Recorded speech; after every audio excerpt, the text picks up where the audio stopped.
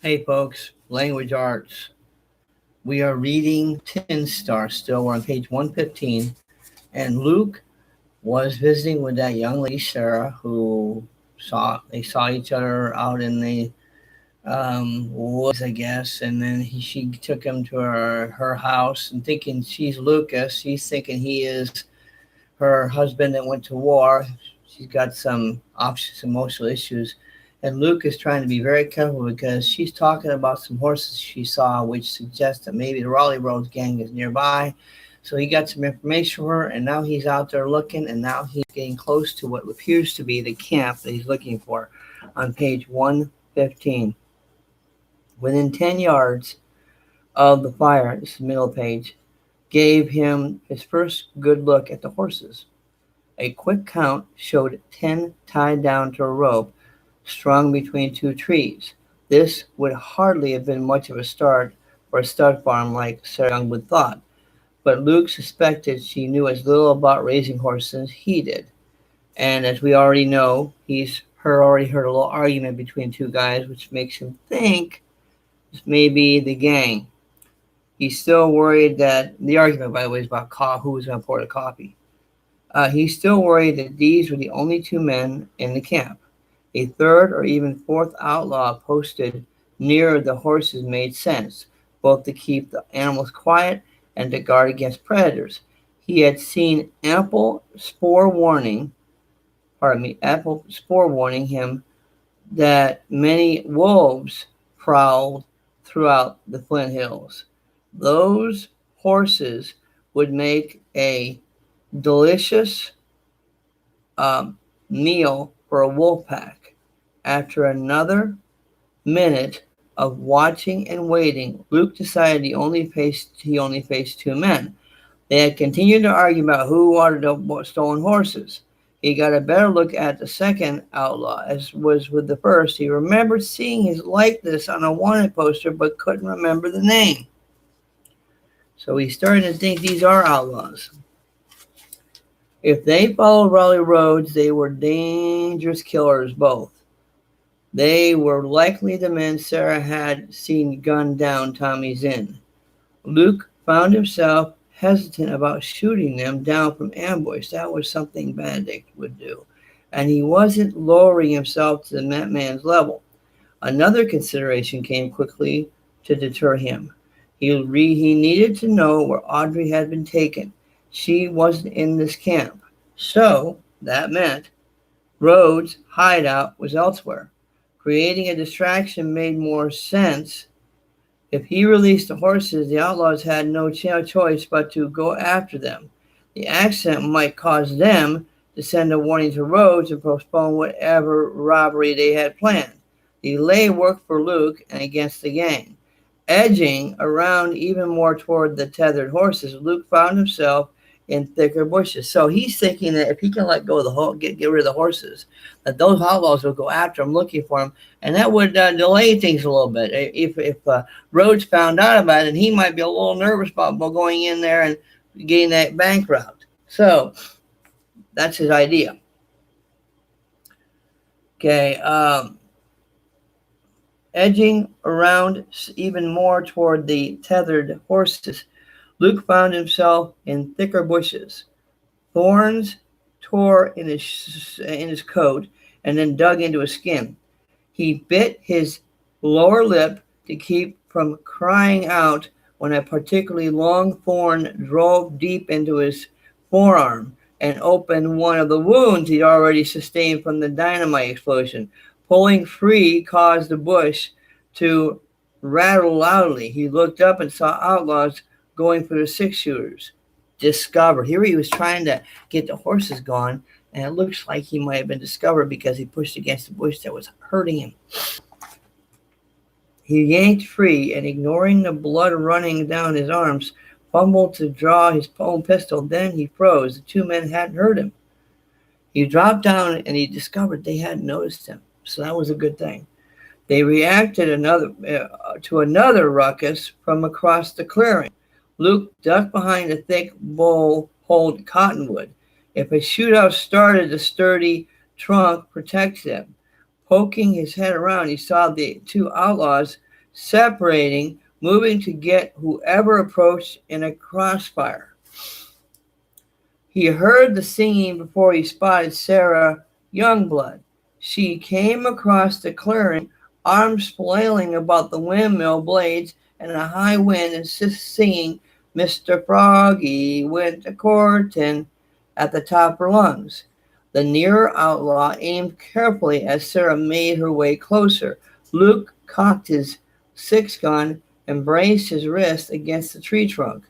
The trigger moved back, and then he released it an instant before the recoil. "Get 'em ready to ride. We got a posse on our trail." Luke looked past Sarah to a rider galloping from the woods. He blinked. Crazy Water Benedict had joined the other two. Aha. That's the man he was looking for, Crazy Water Benedict. Well, one of the two he's looking for. He rode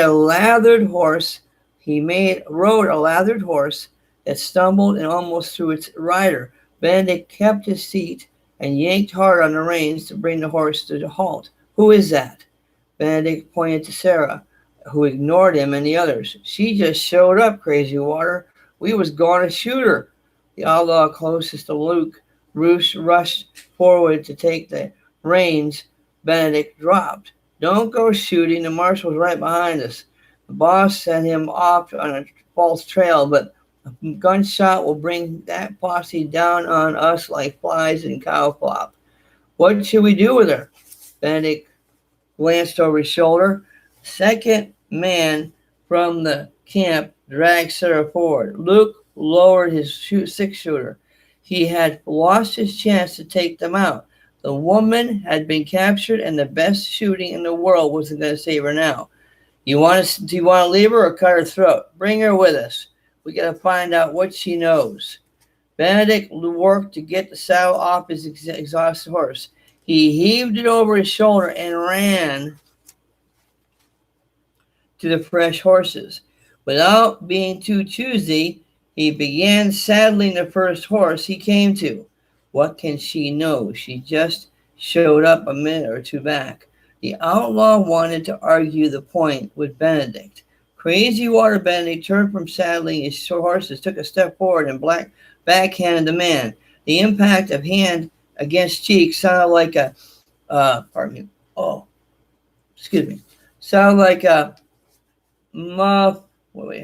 muffled gunshot. The outlaw stumbled and sat hard. He rubbed his wounded cheek. He started to draw his six-shooter when Benedict turned his back to finish saddling the new mount. "The rest of 'em is coming," called the outlaw, dragging Sarah along. He shook the head when he got his partner's attention, and now he foolishly intended to shoot Benedict. "The boss won't like it." Luke knew what the outlaw meant. Having his right-hand man shot in the back wouldn't set well with anyone. For Raleigh roads, such betrayal signed a man's death warrant. "Go on. Fling her over your horse. Tie her down," the offended outlaw said, standing. He rubbed his cheek. If looks could kill, Benedict would have been a dead man. As it was, Benedict wheeled the horse around and trotted back into the clearing. "I can ride. Where are you taking me?" Sarah tried to jerk free. The outlaw, who had been slapped past along the punishment, he started to vent even more anger by beating on the woman, but his partner stopped him again. Silently pointing, he waited for the men to appear from the forested area by ones and twos. Each rider led a horse. Luke caught his breath. They had robbed the bank of so much gold it required the pack horses to move it. The entire gang came into the clearing. Any chance Luke had before of saving Sarah or even pot-shotting Bennett was long gone now. The gang hit the ground running and began switching their gear to the rested horses, moving the gold from the pack animals to other required two men. Luke drew a bead on the outlaw, who kept a sharp eye on Sarah. If she knocked the man from the saddle,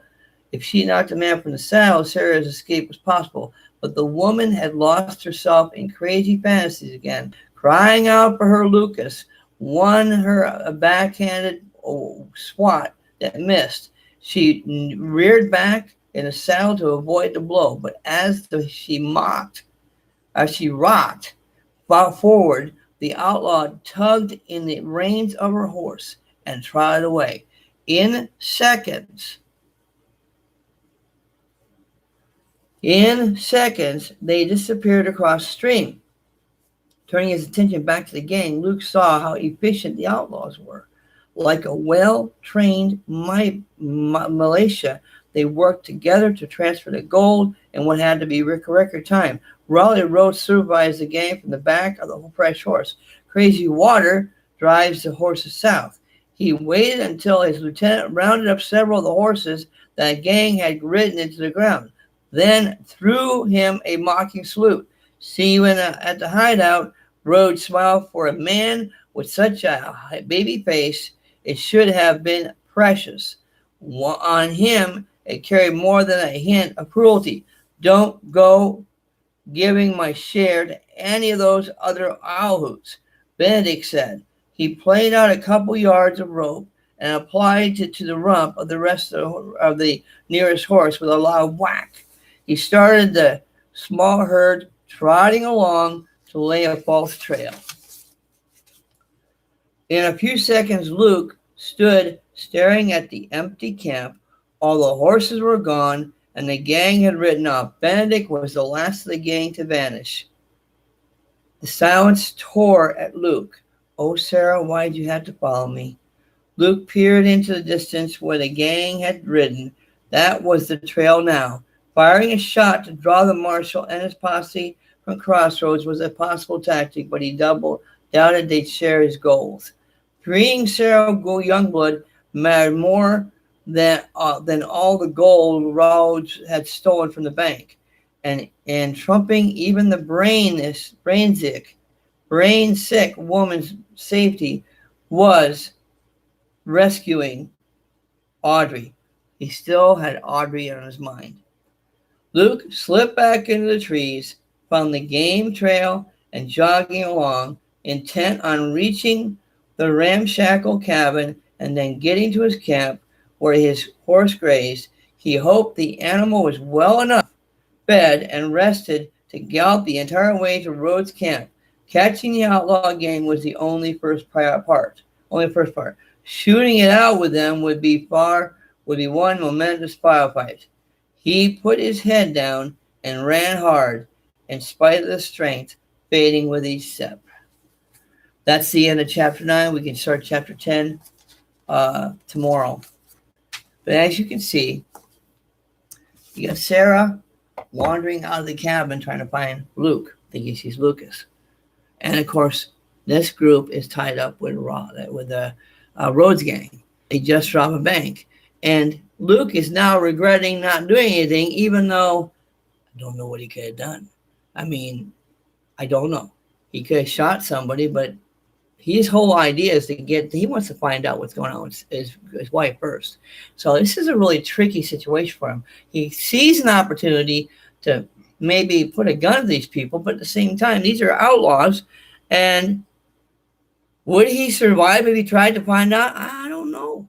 But he's getting to an event. Remember, he came out of the cabin because she told him about horses. She comes out and finds the horses, finds the two guys arguing. He's trying to find his best way to get in there and maybe maneuver, maybe get the horses away so he can go ahead and get Rhodes' gang over there, the actual gang, Rhodes and Crazy Water and Benedict. And instead, the woman comes along and throws everything out. He has to hide. And now he's regretting not doing anything. But it's like, could he have done anything anyway? So now the next step is the question is, what's going to happen next? They've got Sarah. Crazy Benedict got them to capture her. And now he's got to get Sarah, and he's also got to get his wife. And find out about the next robbery so he can stop it. Luke's got a lot in his hands, doesn't he? It's getting really tricky in terms of the twists and turns in this book. Well, We'll check out the next chapter next time.